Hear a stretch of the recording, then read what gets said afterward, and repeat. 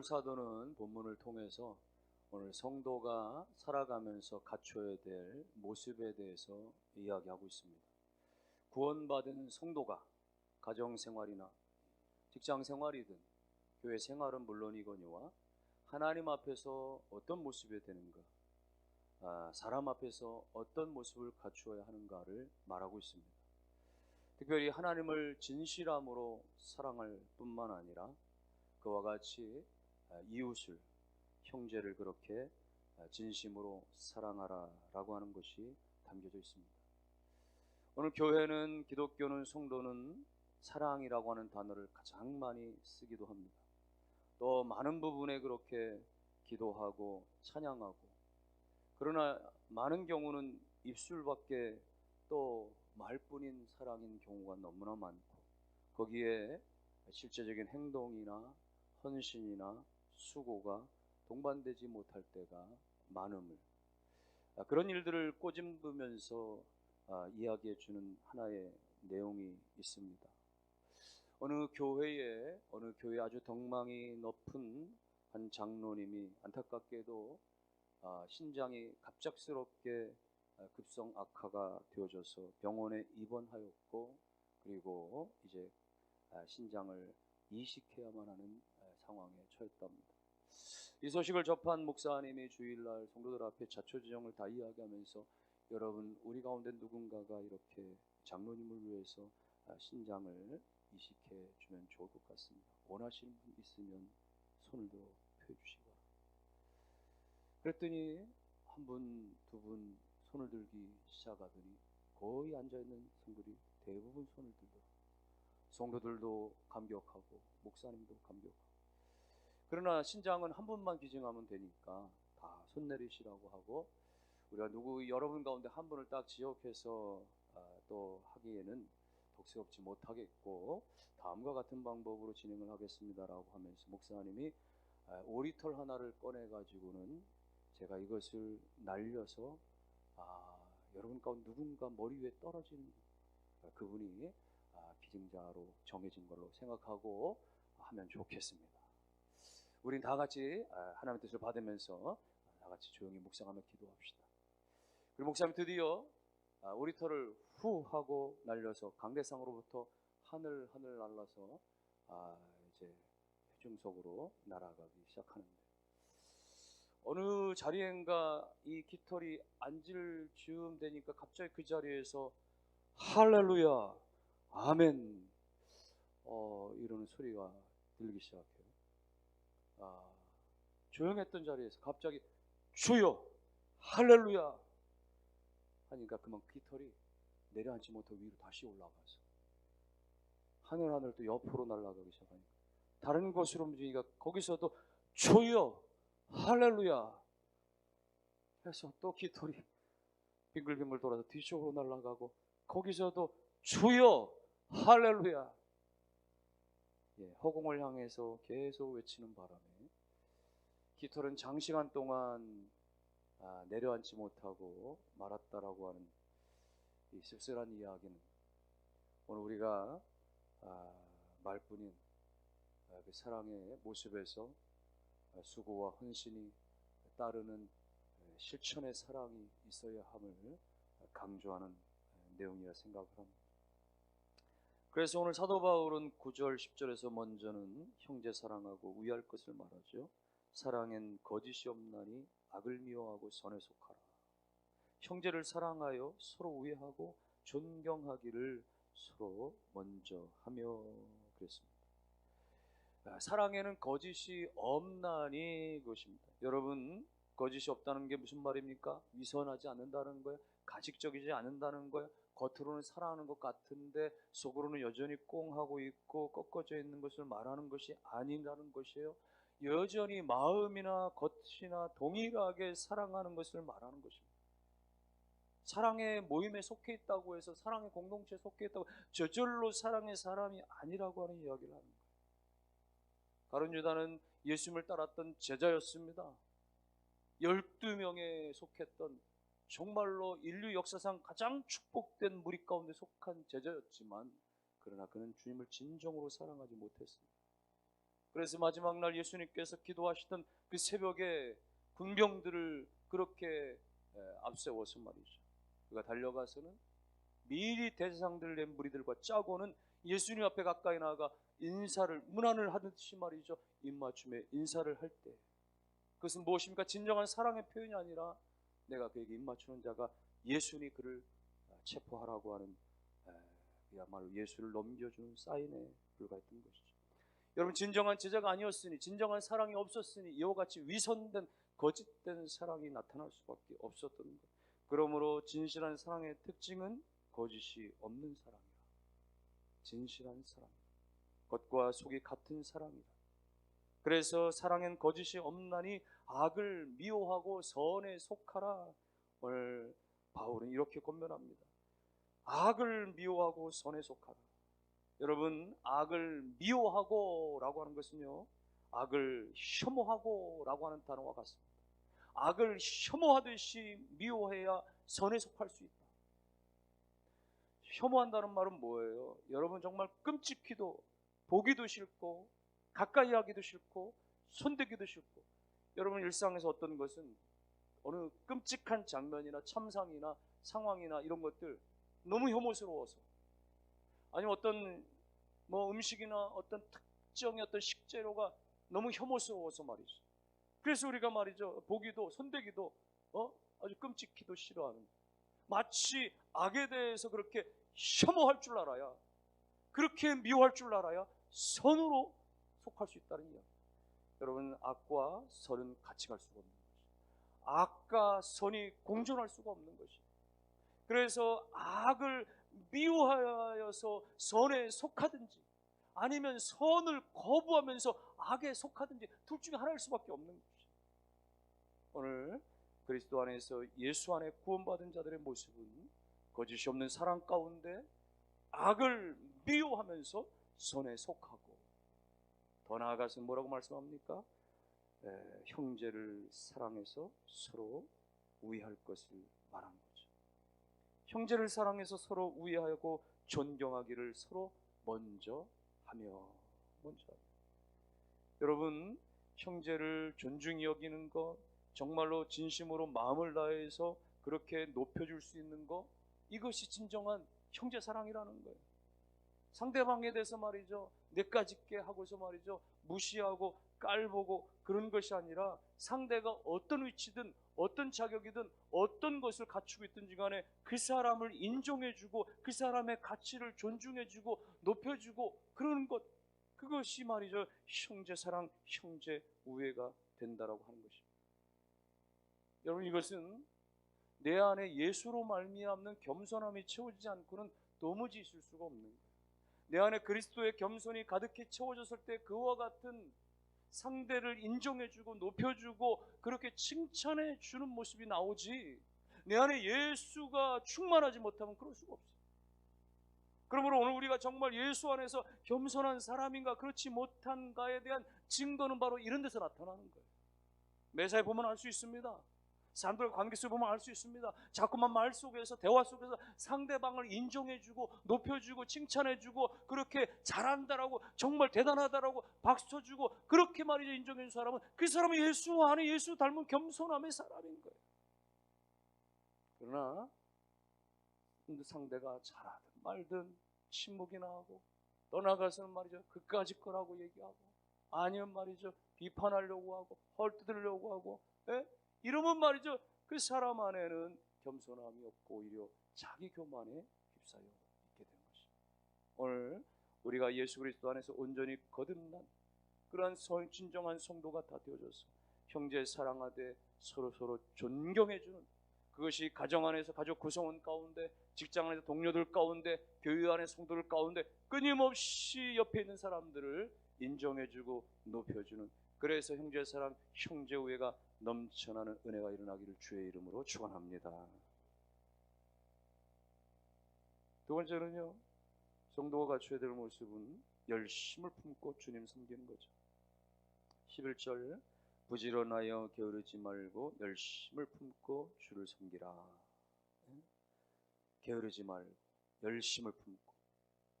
여러분, 신앙생활에 있어서 기도 생활이든 봉사 생활이든 뭐든지 간에 열심을 다해 부지런해야 됩니다. 여기 열심을 품다라고 하는 말은 헬라어로 푸뉴마제오라고 하는 단어를 써서 이거는 합성어예요. 성령이라고 하는 뜻이 있고, 그리고 물이 끓듯 열정적이다라는 이 두 뜻이 함께 합해져 있는 것입니다. 열심을 품다라고 하는 말은 다시 말하면 내가 성령의 뜨거움으로 말미암아 열정으로 주님 섬기는 것. 열심을 품는다라고 하는 것은 열심을 품고 주를 섬긴다라고 하는 성령 안에 그 뜨거움 가운데 주님을 섬긴다는 거예요. 대충 하는 게 아닙니다. 적당히 하는 게 아닙니다. 하다마는 게 아닙니다. 끝까지 최선을 다하고 뜨거운 성령 안에서 열심을 가지고 한다는 거예요. 여러분, 하나님 우리 가운데 열심을 보시는 거예요. 열심이 없으면 상대적으로 하나님 앞에 버려질 수도 있는 것입니다. 데살로니가후서 3장 10절에 일하기 싫어서 먹지도 말게 하라라고 했으며, 예레미야서 48장 10절에 여호와의 일을 태만히 하는 자는 저주를 받는다. 좀 심한 말씀이지만 여러분, 하나님의 일에서 주의 일에 있어서 말이죠, 대충 하거나 말이죠, 적당히 하거나 말이죠, 자꾸만 핑계대고 빠져나가려고 하고 말이죠, 그러지 말라라는 것이에요. 오히려 그런 사람들은 어쩌면 주림을 당해도 징계를 받아도 마땅하다라는 의미일 수 있는 것입니다. 처음 예수 믿을 때는 뜨거웠던 것 같은데 몇 년 지나다 보니까 매너리즘에 빠져서 말이죠, 형식주의에 빠져서 말이죠, 처음 직분 받았을 때는 감격적이고 막 뜨거워서 말이죠, 정말 물불안가린 것 같았는데 좀 지나면 말이죠, 직분 앞에 너무 부끄러울 정도로 말이죠. 여러분, 그러지 말아야 된다는 것입니다. 이 직분이 너무나 소중해서, 내가 예수 믿고 하나님의 자녀가 된 것이 너무나 존귀해서 내가 전에보다 지금도, 올해보다 내년에도 날마다 더 하나님 앞에 뜨거워지고 더 열심히, 여러분, 하나님 앞에 열심을 가지고 섬기며 살아가실 수 있기를 주의 이름으로 축원합니다. 열심은 신앙생활뿐만 아니라 직장생활도, 가정생활도 마찬가지예요. 열심히 최선을 다하고 가족 구성원들 가운데, 직장 동료들 가운데, 그러면 거기에서 뭔가 나타나요. 열심을 다하는 사람 가운데 보람이 나타나고 행복이 나타나고 의미가 나타나고 결과가 나타나고 분명히 거기에 잘됨에 성공의 의미들이 나타나게 되어지는 거예요. 그러나 반대로 자꾸만 그저 열심 없이 그저 봉급 받는 만큼만 하겠다 말이죠, 그냥 가족 구성원들 말이죠, 너나 나나, 부모나 나나 말이죠, 형제나 나나 말이죠, 그렇게 나만 생기려고 하고 말이죠, 그렇게 나태함 중에 있으면 이런 의미 있는, 이런 행복함에 있는, 이런 말이죠, 성공적인 의미의 축복들을 경험할 수가 없는 것입니다. 그래서 뭐라고 얘기합니까? 게으름은 살아있는 자기 무덤이라는 말까지도 하는 것입니다. 게으른 것은 이미 죽기 전에 이미 무덤 가운데 묻혀있는 것과 같단 말이죠.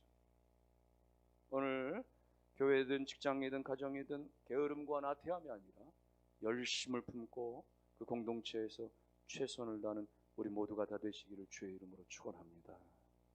특별히 교회 안에서 성도요, 또 하나님 앞에 받은 바 여러 가지 목사, 장로, 권사, 집사, 직분, 또 기관장, 교사, 목자, 또 찬양 등등의 직분을 맡았을 때에 내가 그것을 주님을 위하여서 열심을 품고 주님 앞에 그렇게 그야말로 섬김의 역사가 일어나시기를 주의 이름으로 축원합니다. 여러분, 열심이라고 하는 이 의미를 우리 몸에 비유한다고 하면은 우리 몸의 5장 가운데 말이죠, 가장 열심을 대표하는 기관은 심장이라고 말할 수 있습니다.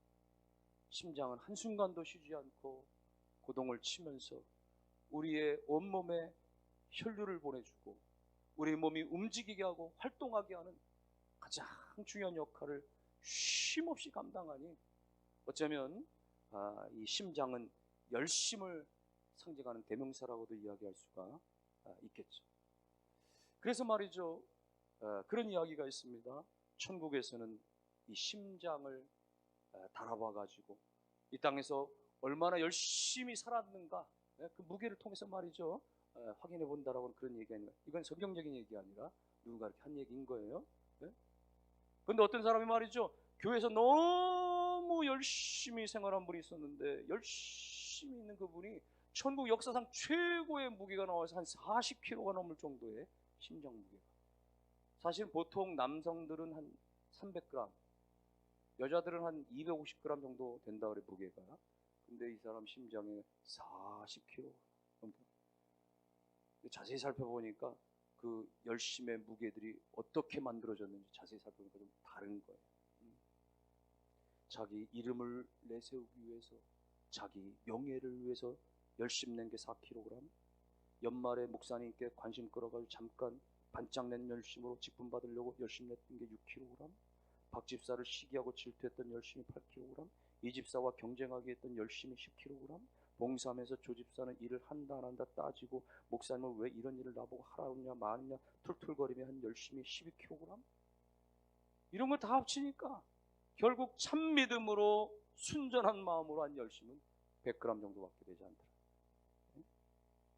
여러분, 열심을 내지만 누구를 위해서 열심 내는가가 중요한 거예요. 무엇을 위해 열심을 내는, 열심을 품고 주님을 섬기라고 했지 내 이름 내기 위해서, 내 자랑하기 위해서 말이죠. 그러면 그 열심은 오히려 공동체를 와해시킵니다. 흔들거립니다. 여러분이 힘들게 만들면 시끄럽게 합니다 말이죠. 그 공동체 안에 말이죠, 리더십에 반항하는 일들이 일어나게 하고 불평불만하게 하는 그런 일들의 열심들은 아무리 열심을 다해도 하나님 절대 기뻐하시지 않는 거예요. 자신을 위한 열심에 불과하기 때문에 그런 것입니다. 열심을 품고 주님을 섬기라. 여러분이 하나님께서 어떤 일을 우리에게 주셨든지 간에 그 일들 가운데 게으르지 아니하고 이런 핑계 저런 핑계 대지 아니하고 이리저리 빼면서 그렇게 도망치지 아니하고, 주님은 나를 위해서 십자가 지시기까지 열심을 다해서 사랑해 주셨으니 나도 주님을 위하여 열심을 다하여서 섬기며 살겠습니다. 우리의 고백 되시기를 주님의 이름으로 축원합니다. 사도 바울은 하나님을 알고 나서는 말이죠, 예수 그리스도를 만나고 나서는 말이죠, 열심을 다해서 복음을 전하는 거예요. 핍박이 있었지만, 죽음의 위협이 수없이 있었지만 말이죠, 루스드라 지역에서 말이죠, 돌에 맞아가지고 말이죠, 죽어버렸어요. 죽은 줄 알았어요. 그래서 죽은 줄 알고 그 죽음 덩어리를 말이죠, 사람들이 성 밖으로 내던졌습니다. 초죽음에서 겨우 깨어나서는 또다시 일어나 더베로 향해서 가서 복음을 전하고, 신라를 데리고 빌립보에 가서는 복음을 전하다가 붙잡혀서 매를 맞고 실신했습니다. 그래서 옥에 갇혔습니다. 그런데도 깨어나서 주님을 찬양하고 감사의 예배를 드리고, 하나님께서 거기서 건져주실 때 또다시 그는 데살로니가로 또다시 가서 교회를 세우고, 여러분, 바울의 이 열심, 다른 지역에 타 지역에 가서 교회 세우고 복음 전하라고 하는 얘기 아니에요.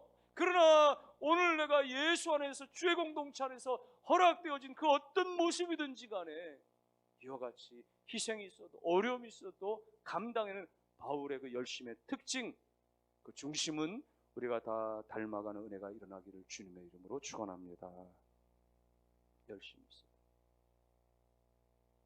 교회 일이라고 하면은, 때로는 주님의 일이라고 하면은 내일보다도 우선순위에 둘 수 있는, 항상 그럴 수는 없겠지만 어떤 상황이 될 때는 내 개인적인 일보다도, 우리 집의 일보다도, 그건 좀 뒷전에 놓더라도 교회 일 먼저 하고 주님의 일을 먼저 앞세울 수 있는, 누가 봐도 손해일 수 있어 보입니다.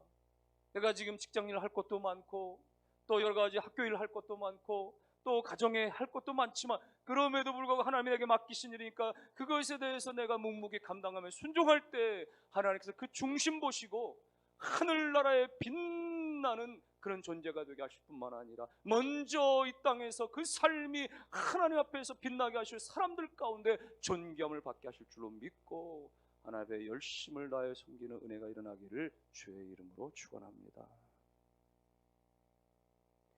오늘 구원받은 성도들의 모습, 세 번째는요, 환난 중에 참고 기도에 힘쓰는 거죠. 12절 말씀, 12절 소망 중에 즐거워하며 환난 중에 참으며 기도에 항상 힘쓰며 그랬습니다. 여러분, 우리 믿음 생활에도 예수 믿어도 다 어려움 당할 수 있잖아요. 다 고난 당할 수 있잖아요. 그런데 예수 믿기 때문에 다른 이유는 뭡니까? 지금 고난이지만, 지금 역경이지만 미래 소망 때문에 여전히 지금 우리가 입가에 미소를 지을 수 있고, 예수 안에 내일은 분명히 축복일 거라고 하는 소망과 기대와 믿음이 있기 때문에 여전히 마음속에 웃음을 잃지 않는 사람, 그래서 소망 중에 즐거워하는 거예요. 여러분, 현실로 좌우되는 사람은 그렇지 못합니다. 현실에 말이죠, 뭔가 주어지면 웃었다가 없어지면 그야말로 울상이고 말이죠, 세상 다 잃어버린 것 같이 그 땅을 치며 통곡하는 인생과 다른 것입니다. 지금 없지만, 지금 부족하지만 그럼에도 불구하고 소망 때문에 즐거워하는 여러분과 가정과 자녀들이 다 되시기를 주의 이름으로 축원합니다. 무엇보다도 환난 중에 인내할, 환난이 있을 때 인내하는 것이 성도의 모습. 환난이 누구에게 있지만 인내하면 그것이 소망이 되고, 소망이 연단이 되어서 장차 하나님의 영광이 되어지는 것. 여러분, 2차 세계대전이 끝나고 나서 백만장자들이 된 사람들에 대해서 쭉 조사하면서 하나의 공통적인 상황, 그들이 그렇게 부를 누리게 됐던 것에 대해서 공통적인 것들을 발견하게 되어졌는데, 어떻게 당신은 그렇게 이 전쟁 가운데서 참혹한 모든 것이 잃어버린 가운데서도 이렇게 성공할 수 있었습니까? 라고 하는 질문에 그들은 답하기를 말이죠, 목표를 잘 정하고 꿈을, 비전을 잃지 않고, 꿈과 비전을 잃지 않고 그 목표와 꿈을 가지고서, 그리고는 때로는 힘들지만 어렵지만 포기하지 않고 인내하며 나갔을 때 이 자리에 여기까지 이룰 수 있었습니다 라고 고백을 했다는 것입니다. 여러분, 매사가 다 그렇습니다. 누구나 다 그렇습니다. 우리가 오늘 어떤 형편이든 마찬가지예요. 가정이든 직장이든 교회 나가 다 마찬가지입니다. 여러분, 인생의 삶의 미래의 말이죠, 목표를 가지고 비전을 가지고 현실과는 거리감이 있어도 여전히 우리가 믿고 의지하면서 인내하면서 나갈 때 환난을 극복하고 마침내 영광 가운데 나아가게 될 줄 믿으시기를 주님의 이름으로 축원합니다. 가정생활이나 직장생활이나 신앙생활이나 다 마찬가지. 그래서 어떤 목표치를 정해놓고 내가 사회적으로 이 정도, 혹은 물질적으로 이 정도, 혹은 여러 가지 관계성에서 이 정도, 그래서 말이죠, 힘들고 어렵지만 말이죠, 아직도 갈 길이 멀지만 그러나 최선을 다해서 나가면, 그리고 인내하면서 나아가면 점점점 그 목표치와 가까워져 갈 수 있는 것이겠죠. 보이지 않는 내적인 어떤 그런 목표들도 마찬가지입니다. 내적인 것들이 더 중요할 수 있는데 그럴 수 있습니다. 가정적인 목표들, 이를테면 우리 가정이 정말 예수 안에서 하나 되기 위해서 목표를 설정할 수 있는 거죠. 예를 들면 우리 온 가족이 다 일주일에 한 번 이상 우리가 꼭 모여서 같이 식사를 하고 같이 차를 마시면서 같이 대화를 한다. 여러분, 그게 무슨 목표냐? 라고 할 수 있지만 사실은 오늘같이 이렇게 핵가족, 또 다변화, 또 너무나 각기 바쁜 시대 속에서 한자리에 모여서 그렇게 서로 삶을 나눈다는 것, 정말 목표 중에 하나가 될 수 있는 거예요. 또 하루를 지나면서도, 하루 가운데서도 가족 구성원끼리 서로 문자를, 카톡을 주고받으면서 혹은 SNS를 통해서 그렇게 서로 격려하고 안부를 묻고 응원하는 한마디씩이라도 꼭 하루에 한 번씩 하자. 여러분, 가족끼리 잘 안 해봤던, 또 어떤 구성원끼리는 좀 어색하고 막 그랬지만은, 그러나 그런 목표나 결단한 노력들 말이죠, 직장에서도 마찬가지입니다. 내가 한 주에 한 번 이상은 동료가 해야 될 뭔가에 대해서 내가 좀 도와주는 일을 내가 수고하면서라도 내가 감당해 보겠다. 내가 예수 믿으니까, 내가 하나님의 자녀니까, 내가 성도니까 말이죠. 교회에서도 마찬가지입니다. 내가 일주일에 한 번 이상은 내가 직장일 퇴근하고 나서 내가 교회 와서 기도하고 귀가하겠다 말이죠. 여러분, 이런 작은 목표들을 가져온 것, 그것들을 한 번, 두 번 계속해서 우리가 지속해 나갈 때, 지속하다 보면 그것이 선함을 넘어서서 그것이 능력이 되고 힘이 되는 거예요. 가정 공동체를 바꾸고 직장 공동체를 바꾸고 교회 공동체를 바꿔가는 진정한 능력이 그 작은 목표를 향해서 끊임없이 인내하며 나아갈 때 이루어지게 되는 줄로 믿으시고, 환난 중에 인내하시는 우리 모두가 되시기를 주의 이름으로 축원합니다.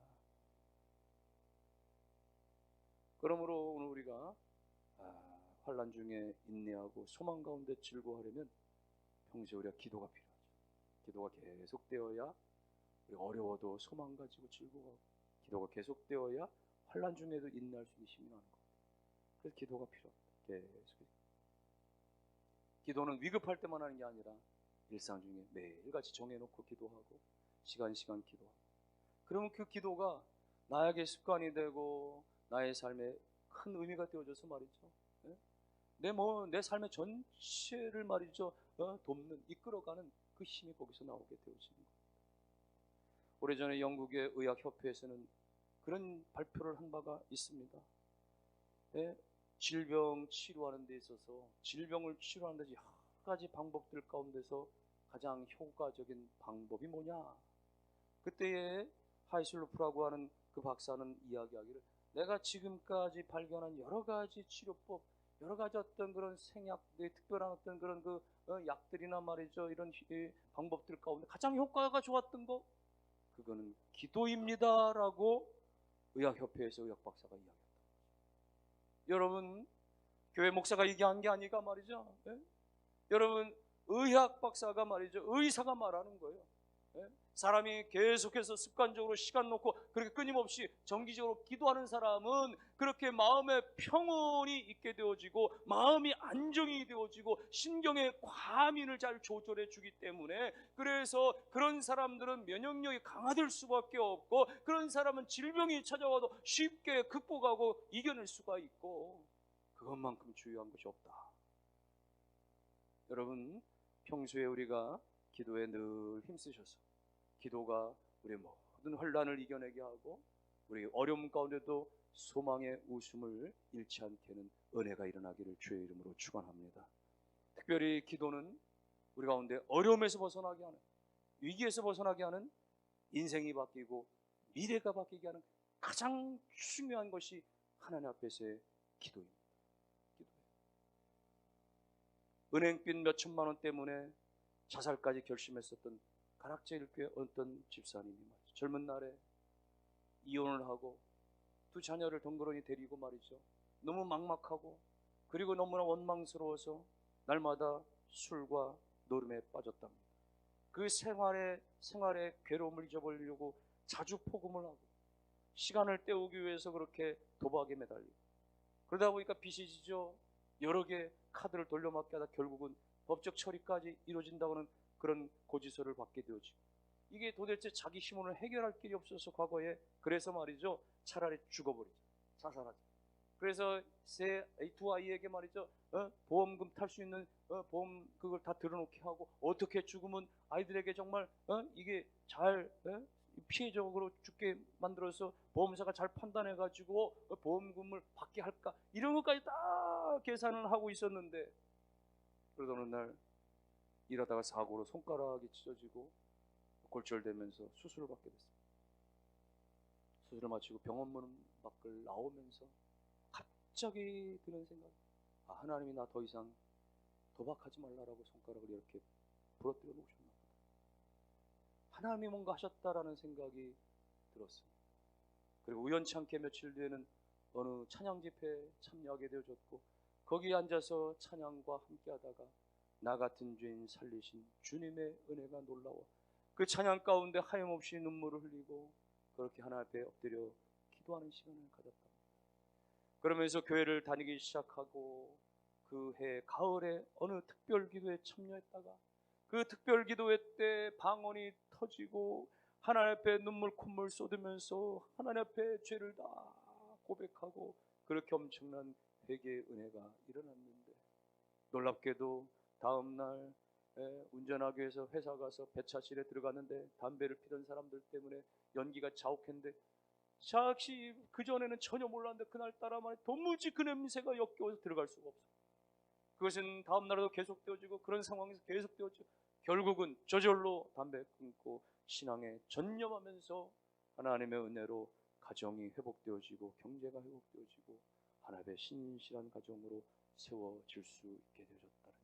여러분이요, 환난 중에 기도의 끈 잡으시면 하나님께서 그 위기에서 건져주시고 새로운 길로 나가게 해주실 줄 믿고, 환난 중에 여러 가지 인생에 나를 덮치는 수많은 파도 앞에서 하나님 바라보시고 하나님 앞에 나가 하나님 날 불쌍히 여겨달라고, 하나님 날 도와주시옵소서 기도할 때 하나님의 구원의 은총을 덧입는 역사가 일어나시기를 주님의 이름으로 축원합니다.